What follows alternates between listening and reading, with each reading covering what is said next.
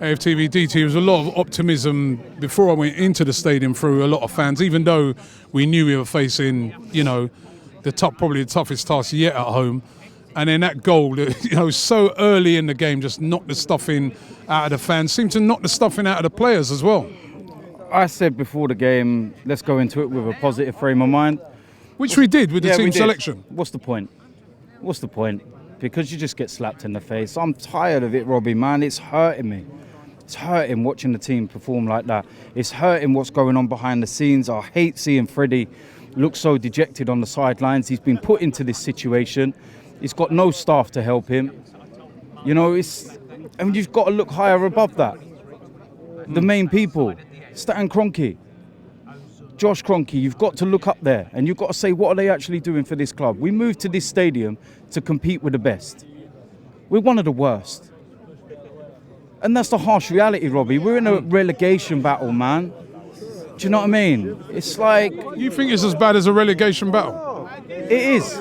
Because we're not, we're still about mid-table. It is. We are closer to the bottom, than we are the top four. Do you know what I mean? And at what point are we going to actually sit up and wake up as fans and realise that we're in a mess? We're in a mess. And it ain't. Do you know what I mean? What can be done?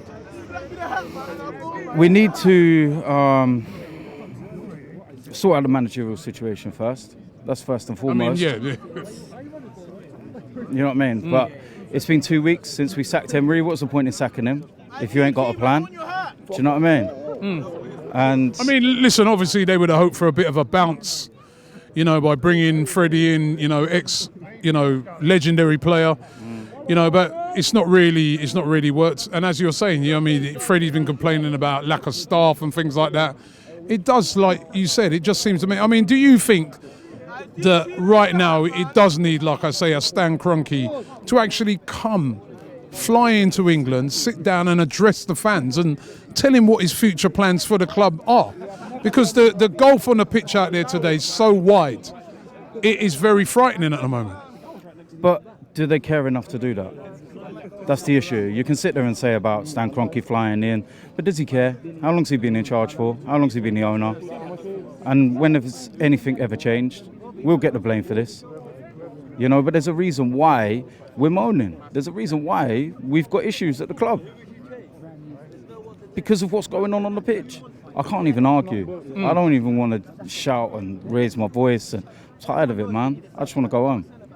I can't say no more, Robbie, man. I'm sorry, man. Any hopes? Still tough games ahead. Listen, we probably looked at this game a few weeks ago and said we wouldn't win it anyway. We won the West Ham game. It's about trying to now getting something out of Bournemouth and Chelsea, isn't it?